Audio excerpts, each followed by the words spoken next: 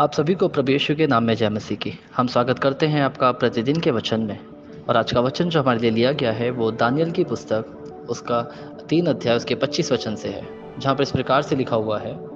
फिर उसने कहा, अब मैं देखता हूँ कि 4 पुरुष आग के बीच खुले हुए टहल रहे हैं और उनको कुछ भी हानि नहीं पहुँची, और चौथे पुरुष का स्वरूप ईश्वर के पुत्र के सदृश है। हालेलुया। मेरे प्रियो, इस कहानी से आप भली भांति परिचित होंगे जब सद्रक, मेशक, अबेदनगो को नबूकदनेस्सर राजा आग की भट्टी में डाल देता है। मेरे प्रियो, मैं आपको इस कहानी को समझाते हुए बताना चाहूँगा कि जब नबूकदनेस्सर राजा अपनी एक बहुत बड़ी मूर्ति बनवाता है और सारे प्रजा के लोगों से बोलता है कि मेरी दंडवत करो, यानी मेरी आराधना करो, मेरी पूजा करो। उस समय जो परमेश्वर के दास सद्रक, मेशक और अबेदनगो थे, वो इस बात से इनकार करते हैं। मेरे प्रियो, वो कहते हैं हम सिर्फ परमेश्वर के आगे झुकते हैं, हम सिर्फ परमेश्वर की आराधना करते हैं, हम सिर्फ परमेश्वर की पूजा करते हैं। हम कोई भी ऐसी वस्तु की पूजा नहीं करेंगे जो कि मनुष्य द्वारा बनाई गई हो।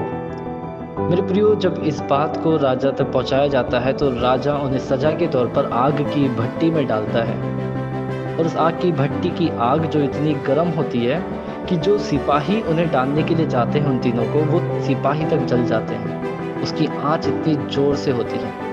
पर मेरे प्रियो, क्योंकि वो परमेश्वर में बने थे, उन्होंने परमेश्वर की आज्ञा को माना और उन्होंने परमेश्वर को इनकार करके उन मूर्ति को ना पूछकर, परंतु परमेश्वर को वहाँ पे बड़ा किया, परमेश्वर की गवाही दी है। मेरे प्रियो, जब हम उनके जीवन को देखते हैं, शायद जब वो आग में डाले जा रहे थे तो वो चिल्ला के कह सकते थे कि हे नबूकदनेस्सर राजा, हमें आग में मत डाल, हम मूर्ति की पूजा करने के लिए तैयार हैं। परंतु उन्होंने विश्वास किया और उन्होंने परमेश्वर के लिए मर जाना ही बेहतर समझा। इससे पहले कि वो मूर्ति की पूजा करते, इससे पहले कि वो उस राजा के आगे दंडवत करते, उन्होंने मर जाना ही अच्छा समझा। मेरे प्रियो, इस बात को देखकर जब वो आग की भट्टी में डाले गए तो परमेश्वर उनके बीच में उतर आया था। यहाँ पर लिखा हुआ है कि अब मैं देखता हूँ कि 4 पुरुष आग में खुले टहल रहे हैं। मेरे प्रियो, जब राजा इस बात को देखता है कि उसने सिर्फ 3 लोगों को आग की भट्टी में डाला था, पर वहाँ पे 4 लोग नजर आ रहे हैं और वो एक दूसरे से बातचीत कर रहे हैं, एक दूसरे के साथ इधर उधर टहल रहे हैं। मेरे प्रियो, यहाँ पर हम देखते हैं कि परमेश्वर खुद वहाँ पर उतर आया है, क्योंकि लिखा है कि उसका स्वरूप ईश्वर के सदृश था।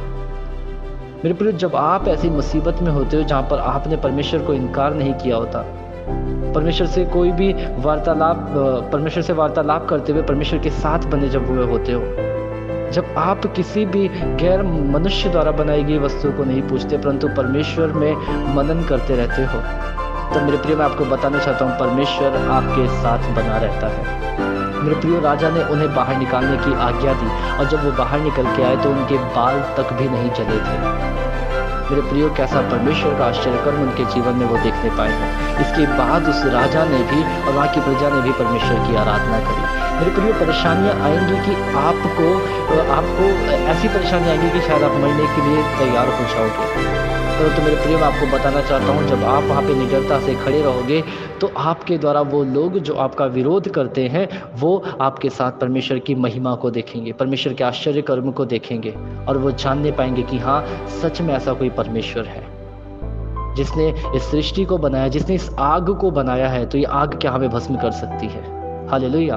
तो मेरे प्रियो, क्यों ना हम भी सद्रक, मेशक, अबेदनगो की तरह परमेश्वर में बने रहें, उसकी आज्ञा का पालन करें, उसमें अपने आप को हम देखने पाए, उसकी आराधना करें। मेरे प्रियो, हमारी आराधना हमारा पैसा नहीं होना चाहिए, हमारी आराधना हमारा घर, हमारा धन दौलत नहीं होनी चाहिए, परंतु वो परमेश्वर होना चाहिए जिसने हमें ये सब दिया है।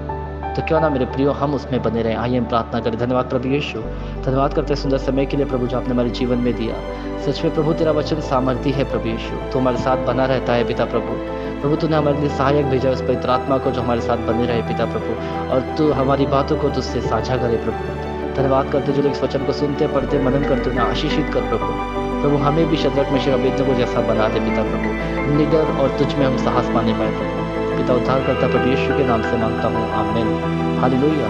आप सभी को प्रभु यीशु के नाम में जय मसीह की। आपका दिन शुभ हो।